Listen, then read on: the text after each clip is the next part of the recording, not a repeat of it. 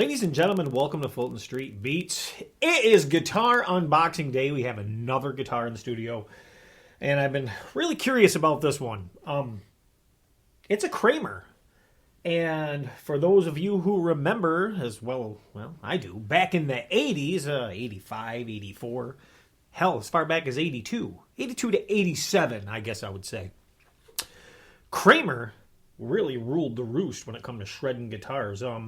We had people like Eddie Van Halen, all of your hair bands using these guitars, and man, what a flashback. So I haven't really looked into them lately, but it seems that Gibson a while back bought out Kramer. That's right. They bought out Kramer guitars.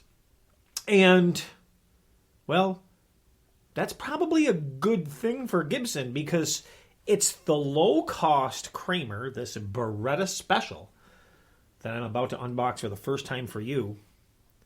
This Baretta Special is really inexpensive and is supposed to be of pretty decent quality. And if Kramer is anything like it used to be, we know that it's going to be cool. And hell, just the cool factor with the vibrant colors and a single pickup, and we'll go over that in a minute, make this thing worth the money as well if it plays well. So let's check this out. Let's dive into this box and see exactly what we got. By the way, guys, this is from Z Sounds. And Z Sounds good. Let's hope it sounds good. Okay. So here she is. And now I haven't opened this. I did open the outer box that is downstairs because, well, that box was kind of trashed by FedEx, but I haven't opened this one. There's no tape on it, so you're gonna see this for the first time. So let's get in here, and right away, I mean, I like the box. I like packaging. I like, they're famous for that hockey stick headstock and that retro Kramer graphic that they put on there, and even made to rock hard. Man, that's cool. I don't get rid of guitar boxes, especially when they're specific like this. I think it's cool nostalgia to have around. And yeah, I know, you might call me a box hoarder, but oh well. So let's get into this, because I'm excited. What color did I get? Well,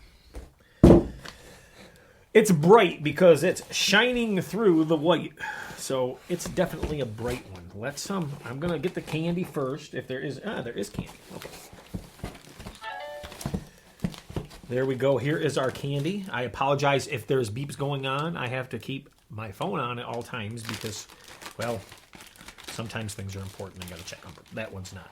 So it's funny. So a lot of people don't know this, but watch, learn, shop, download the Gibson app. So you can see that? The Gibson app. Yes, Gibson makes Kramer. That's a good thing, like I said, because this channel is all about budget guitars, and I never want to see a company fail. And I think if Gibson does things like that, gets companies under their belt that can produce low-cost guitars and make them cool and exciting to play, I think that may be their ticket out of, constant bankruptcy. So what do we got? Oh, we got stickers. I'm excited. Look at this. We have a Kramer sticker, little hanger here, which is really cool. We have a retro made to rock hard sticker here. Very cool. We have a Kramer made to rock talent all access pass. Yes. So apparently you have an all access pass to this guitar, which is cool. And then we have this really, really retro looking, very 80s headstock decal, which is cool. I didn't know it came with all this kind of cool stuff to have. What we got? We got another one here. Okay. Wait a minute. They're not done. More. We have more. This is crazy. Okay. I like candy. Little touches like that make it exciting. Here is our adjustment Allen key for the whammy bar, and here is our whammy bar. I don't ever talk about whammy bars, ever, but I'm gonna this one because, man, that actually feels like a good, decent whammy bar. You guys have held whammy bars and they feel really cheap. This is actually a pretty sturdy one. I'm digging it. Okay. Maybe it's psychosomatic. Okay. This. Do not eat this. This is to all you bass players. Don't eat this. This is bad for you. I should shut up. I'm a bass player too, right? Okay. So, we take the rubber band off here. I'm excited. Let's unlock this. Oh, man. See, they say this is purple. I'm seeing yeah, it's purple, but man. Oh, wow, look at this. That is so cool. Just that headstock alone is worth the price of admission. Man, that is cool. I'm going to inspect this thing as we go, like we always do here, because I like to, if there's any flaws, I want to get up close and personal and really check them out as I'm unboxing it. And if you do that from the headstock down,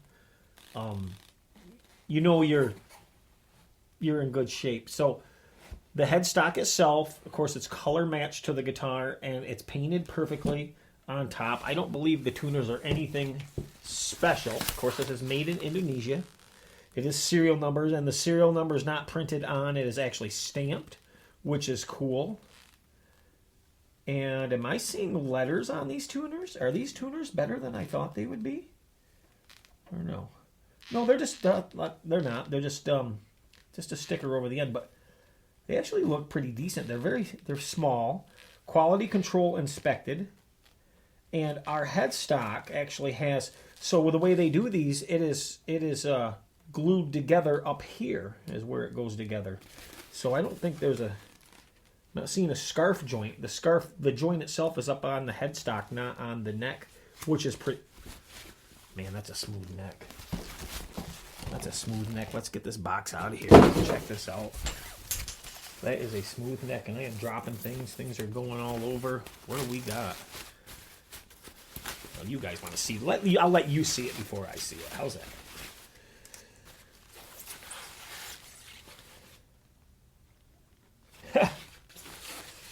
Look at this thing. Look at this thing. What an excellent paint job. I see one little imperfection is what I'm seeing on the front. Nothing huge. I mean, that's just because of the lights that we have on it, but what do you guys think? Yeah, let's get that out between the frets. I don't know. Aren't they supposed to run the whole length of the fretboard? I don't understand that, but definitely medium jumbo frets. Okay, so I watched a video on this, and you got to watch out what you watch, because the guy said that this is it's a modern C. It feels like my Gibson SG neck. Well, that guy's smoking crack, because this is a slim D, period. That thing is very slim. Look at this. I mean, that's slim. That is fair. I got some Wizard 3s over here hanging on the wall. This is thinner. This is a shredding guitar. Frets. Let's be careful. Let's check them out here. We're going to go down through each one. Let's check them. We're butter so far. I'm waiting for a questionable one. Usually you get up higher, you get a questionable one. Negative big shooter. Frets, outstanding. Very cool. And this is an Alnico. We have an Alnico in here, and you guys like that, how that is in there kind of crooked. Well, that's by design. And if you don't know the history of that, that's because when they went to humbuckers putting these in when they had their bridges, which is kind of weird. So if you look at this now, it's more of a novelty now, but back then they didn't have your F-spaced where they actually ran on the string, so they turned their pickups at an angle a bit to get you that output that you needed. Awesome guitar. Very cool bridge. Very stout looking, quality look bridge. I don't see a name on it. I don't know who makes it. Looks like a Wilkinson, kind of, but it doesn't have the stamping on it. Very cool. Very nice neck, maple fretboard. Definitely medium jumbos. Very cool. Okay, there's the back. And set up with 3 springs. we're probably going to eliminate one, and I already know a trick to these guitars. I guess these knobs, from what I've heard, and we'll get in there, we'll find out here in a minute, but these knobs act more of a cutoff switch than a blend or anything. So there's a little circuit in there we're going to snip out and see if we can give it some more output. The pickup height seems to be right on.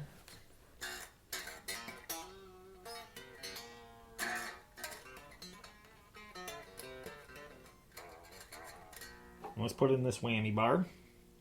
Let's put in the bar.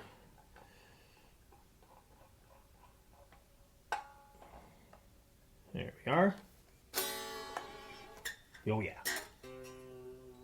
She's stiff. Very stiff whammy bar, and that's due to those 3 springs, just like I expected. Usually these type of bridges, you got 3 springs on this type of bridge, a Fender style bridge.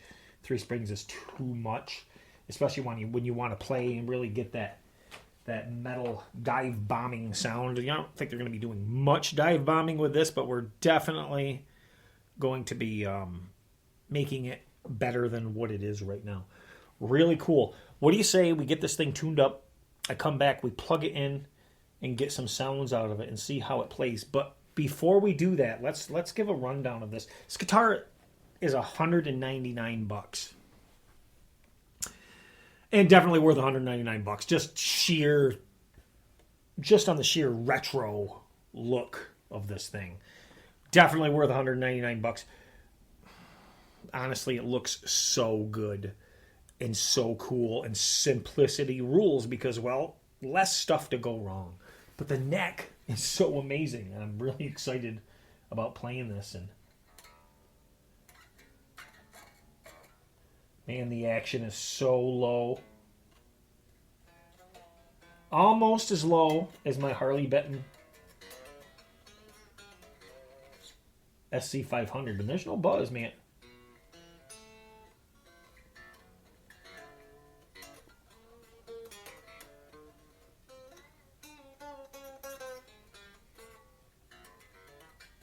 No buzz anywheres. Very cool. Okay, so I'm going to give you some information on this. Now, a lot of you guys didn't know that Gibson makes these. It's one of their companies, along with Epiphone, and I think that these may even come out of the same plant as Epiphone guitars. Don't quote me. I believe so. Some of you out there might know more about that than I do. But Gibson also makes a bunch of other brands, too. If you guys have any KRK studio monitors, Gibson brand, Mesa Boogie, Gibson brand, Maestro, Gibson brand, a few others too. So they do a lot of stuff on the sides. They've been buying up companies, and are they going to buy Dean? I could actually see that, right? Let's sue them and then buy them. Okay, so body shape, Baretta body shape, of course. If you guys think this looks like a Strat, it's different. It's cooler. Definitely cooler, definitely a different silhouette. Very cool. But of course, the finish is gloss. The body is mahogany. Really cool. Maple neck, of course. But yeah, mahogany body for $199. Okay. Then we're going to go to the neck profile. Slim. Scale length is 647.7. And the fingerboard radius is 304.8. The nut material is just your PVC, plastic nut basically, but it appears to be cut really good. Of course, a bolt-on neck, 22 fret wet width, or the nut width is 42.67. Maple fretboard, medium jumbo with black dot inlays. Let's check those inlays out because they're not bad. They look really good. It's got a nice figuring on the neck too. Very nice figuring. Not bad figuring on the back either. Excuse me. And then nickel finished up top for the tuners. They look like just your chrome to me, but they say nickel. The ratio is 14:1, if you're wondering. So they even give that. Truss rod cover, or I'm sorry, your truss rod cover. They're saying it's a Baretta Special, yeah, in white, and it is. And I don't know if that's, that's like a, I don't know if it's printed on or lasered on. It looks like almost like a print. And then we have the Kramer traditional tremolo on there. No pick guard. Strap buttons. Oh, see, this is something that I always look at. Strap buttons on this are flat and wide, and they don't slip off when you put your strap on. That's what I like to see. I am so sick of seeing bell-shaped strap buttons on guitars when it doesn't cost any more to put a decent strap button on like this. And these ones are nickel. These are not chrome, so these are cool. Okay. That touch right there is awesome. And let's see. Tailpiece. Kramer traditional tremolo, and of course adjustable truss rod. I love when they put dual action truss rod. Well, of course it is. If you go one way, you should be able to go back the other way, or you'd be in a world of hurt, right? Alnico V Zebra coil humbucker, one master volume, and output jack that says it is in nickel. So let's look at that output jack because I have it. Output jack, and it is in nickel. That is definitely a nickel output jack, and no ugly plate around it either. It's kind of got a recess into the body. Looks good. See that? Looks great. Looks fantastic. Okay, and strings. Now, people were saying they were 9 to 42s, and I'm going to tell you what it is right now. But they are 9 to 42.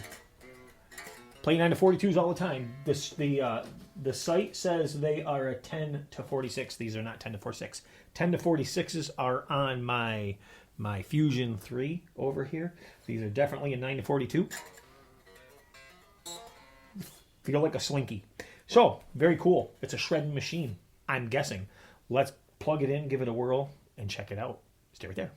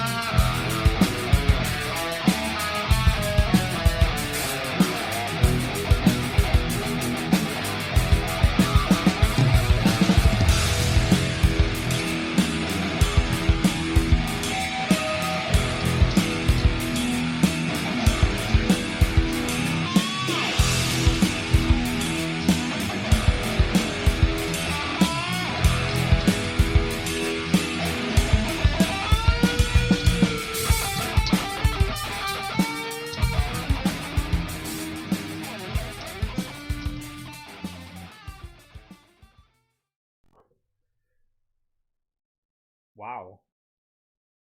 That's a crazy playing guitar right there. $200. I'm a little in disbelief at how good this guitar sounds and how good this guitar plays. So this is going to sound crazy. So what do I compare this guitar to? I can honestly say this plays differently than any guitar that's in the studio or has been in the studio. This is the fastest playing guitar that's been in the studio. I'm not a shredder by any means, but it's a comfort and a joy and ease to play. It looks outstanding. It is a perfect weight, a perfect feel, and the entire guitar stayed in tune the whole time. I don't know. I'm going to have to do a follow-up video on this because I'm still in a little bit of shock at how well this thing sounds and plays. Upgrades. Well, I must admit, when I purchased this guitar, I planned on doing a lot of upgrades to it.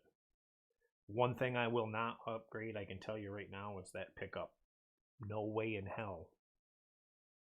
It sounds amazing. Maybe the tuners, but, well, they hold tune too. And I was going to put a locking nut on it, and I was going to put a Floyd Rose on it. I don't think I'm going to do that either. I think this might be a guitar that's pretty much going to stay in its current form. Yeah, one of the few. The only thing I'm going to do for sure is remove the middle spring out of the back, just to make the bar a little more fluttery and not as stiff and easy to use. This guitar is outstanding. I'm in disbelief. And if you guys want a shredding, inexpensive, cheap guitar, this is it. But man, this thing plays like $1 million. This plays just as good. I'm just gonna say it. It plays better than anything so far. It's one of those guitars you close your eyes and play it. It's smooth. It's butter. It's amazing. If somebody handed me this guitar and you could get rid of the psychosomatic bullshit, somebody handed me this guitar and said, play this, and you didn't know anything about it, you would immediately hand this back to them when you were done and go, what, $1,200? That's how good it plays. Of course, you can tell. I mean, it just plays that good. It's set up that good. I mean, no, it doesn't have expensive features, but that's what makes it so good, is the simplicity. So, Kramer, Gibson, don't change a thing on this guitar because it's outstanding. This Baretta Special is outstanding. And, yeah, fun. Like, I want to get back to playing it, like, right now because it's that fun. If you haven't already, please hit that like button, share, and subscribe. And if I sound like I'm in disbelief, it's, well, kind of because I am. I did not expect anything like this from a $199 guitar. And by the way, the blemish that I thought this had, it wasn't a blemish. It was just a print. It's perfect. All right, guys. Thanks for watching Fulton Street Beats. Hit that like button, share, subscribe, and remember, it's rock and roll that makes the world go round.